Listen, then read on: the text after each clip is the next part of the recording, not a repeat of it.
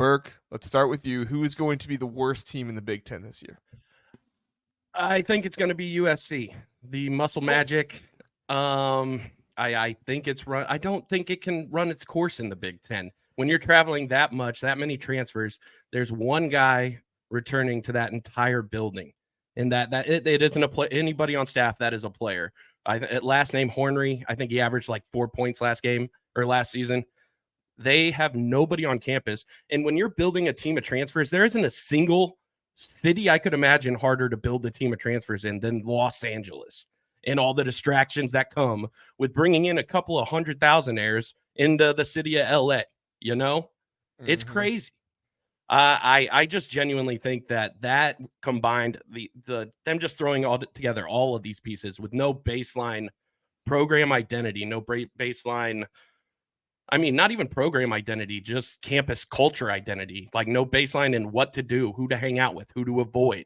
Like that kind of stuff matters. And I think it's going to be a problem for Musselman and USC.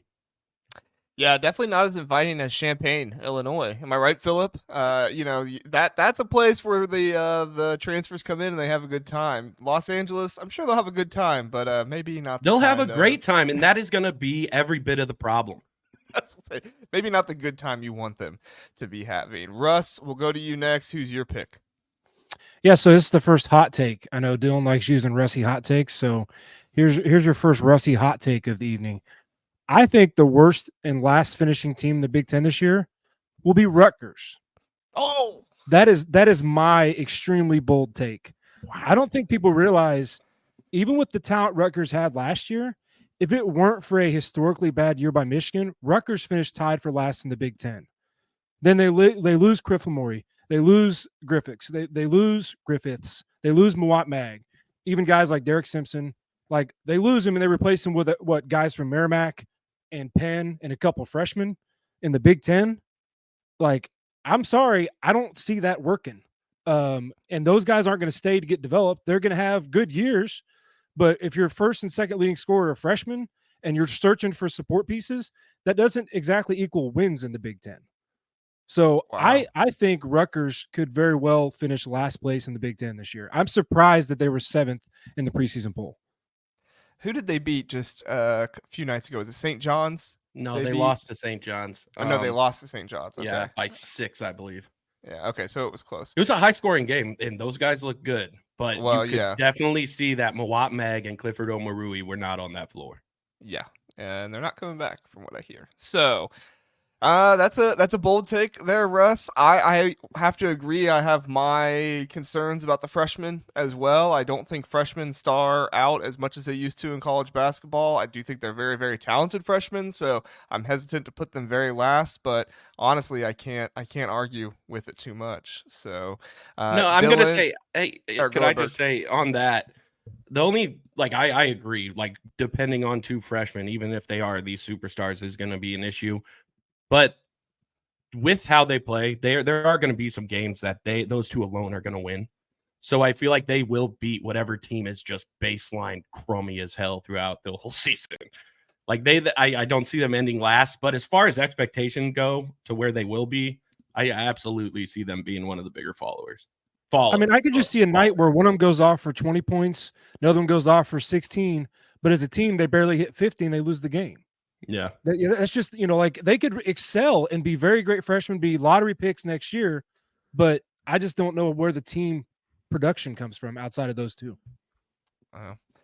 Yeah, I mean, it's a good question. We'll see. I don't know if it equals worse in the Big Ten, but it's definitely a good hot take to have. Let's go to the comments really fast, then we'll get to Dylan. John says Minnesota, he believes, could be the worst team in the Big Ten. I have to say that's a pretty good pick. Philip says, if Rutgers is last, will Harper Bailey leave early to focus on the draft? That's a good point. Would they leave halfway through the Big Ten season if things are not going well? I mean, or maybe as soon as they get eliminated from kind of big or tournament contention. I mean, it's possible. I mean, even if they have a bad season, I still feel like Harper and Bailey are still probably going to go really high in the draft. So, yeah, the NBA is super soft. They wouldn't knock them for that. So yeah, they wouldn't care. They wouldn't care. And then one more from John. John says, I know the team isn't the worst in the Big Ten, but how is UCLA getting as much love as it is? That team went under 500 in Pac-12, and they have a new team. Well, John, all I got to say is wait a little bit longer on the UCLA take. I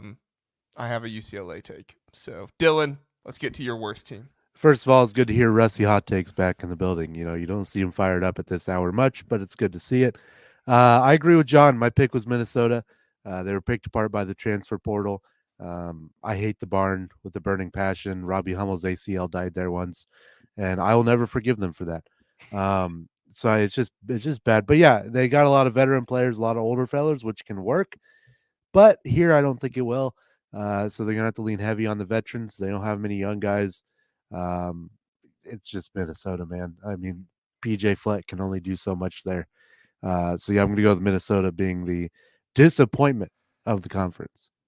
I mean, what if PJ Fleck starts giving out the antidote of confidence to the basketball? Or those Fleck coins. I mean, he's got a lot of gimmicks. You never know. You never know. He could fire him up. He's a pretty good motivator. We were told this was a basketball episode. Can we stop bringing up football? We're like scarred enough.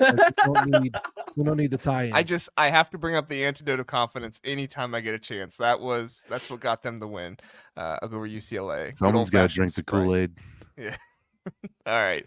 Philip says Washington will be last. Philip, you and I are on the same page. Washington is my pick to be last. I think Washington is just going to be putrid this year. They have by far the lowest KenPom rating in the Big Ten, so far down that I counted all teams, and I was like, oh, it's only 17 teams. And then I went back and I counted again. I was like, why am I only getting 17 teams? And I was like, oh, wait, maybe I should go lower. The lowest team in the Big Ten is Rutgers at 63, and then you have down there Washington at 75. So they're still top 100. All 18 teams in the Big Ten are top 100, but yeah, that's really low. On top of that, Washington also has one of the harder schedules in the Big Ten. I believe Bart Torvak had it top 6. They are the 6th highest, hardest strength of schedule in the Big Ten. So when you have a first-year coach and you don't really have much talent on that roster, don't think it's going to end well for them. They go home and away with Iowa, Maryland, and Ohio State, but they do get Illinois, Indiana, Michigan, Rutgers, UCLA